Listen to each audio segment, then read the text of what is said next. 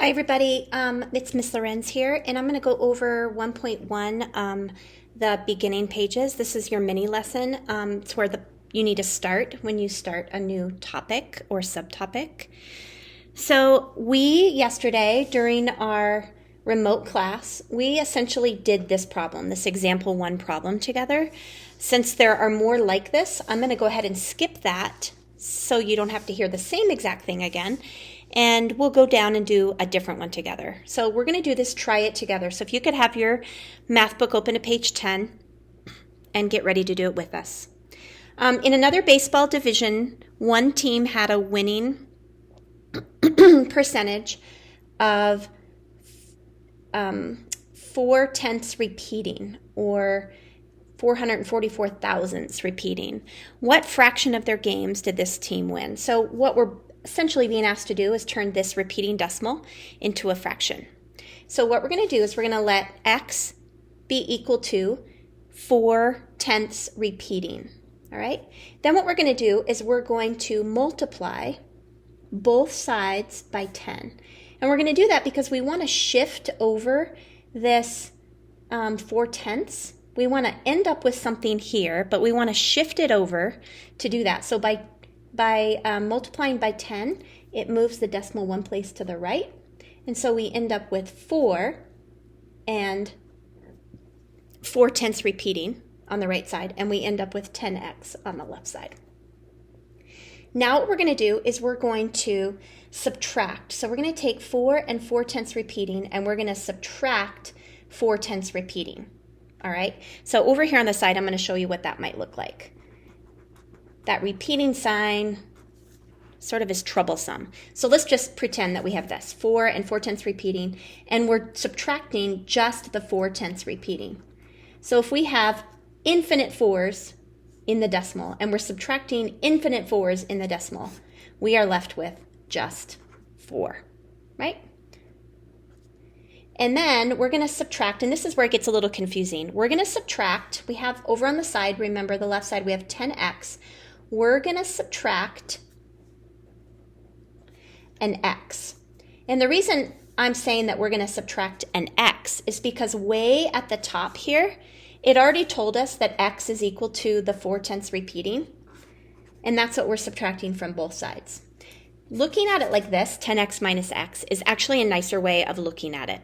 We could think of it like this, 10x minus 4/10 repeating, but that might be a little harder one to wrap our head around because we have to remember, oh, that's also 4/10 repeating.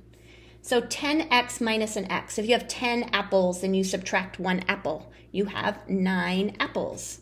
And that's what we're looking at, 9x over on the left side. So we have 9x equals 4. And if we have 9x equals 4, to figure out the value of each x, we have to divide by 9 on both sides. And so x is equal to 4/9.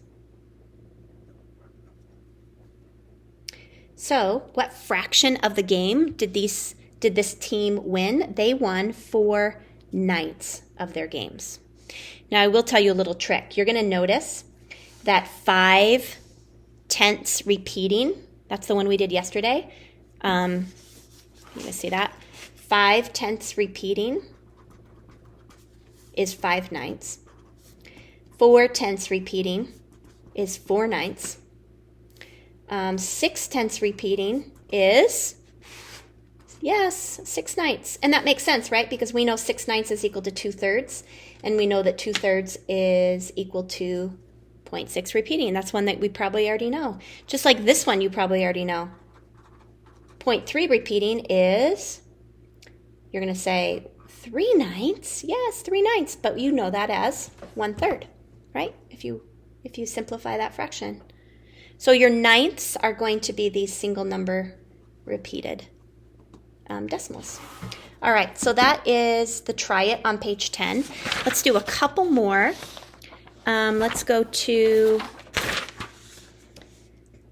the try it here on the example 2.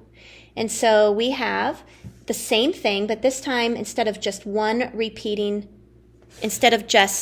number in our decimal, we have 2. We have 0.2, and then the 6 repeats. Notice the 7 at the end. That does not mean that the decimal stops and terminates right there at 7. It means the calculator says, I don't want to write any more 6s, so I'm going to round the last one up to a 7. And so we're going to do the same thing to try to figure out what the fraction could have been. And let's just go through these steps.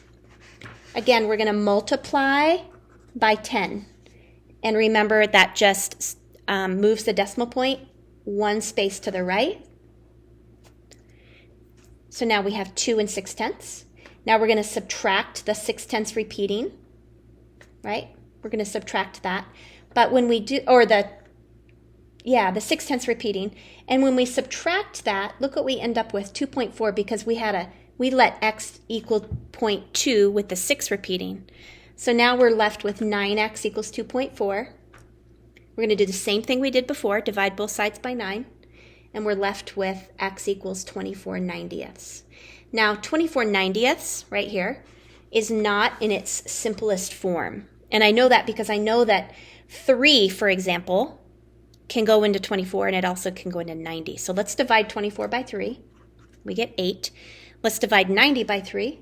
We get 30. Now that's in simplest form. All right. So what I'd like you to do is do the next couple on your own.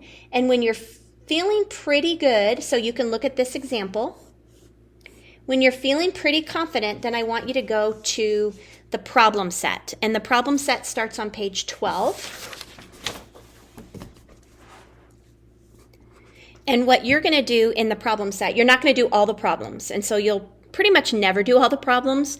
I'm going to pick some problems out for you. Sometimes I pick ones that are just good practice. Sometimes I pick some that I know are potential trouble problems so that we can use them to learn further and go over them. All right, so on pages 12 through 14, you're going to do problems 4, 6, 9, 10, 13, and 18. All right. I hope that helps. If it doesn't and you're still confused, then please let me know and I will help you. I will say that this topic to start 8th grade with is a toughie. So if you're feeling like, whoa, that's okay. You're not alone. I guarantee other people are feeling that same way. So just let me know. All right. Have a good one.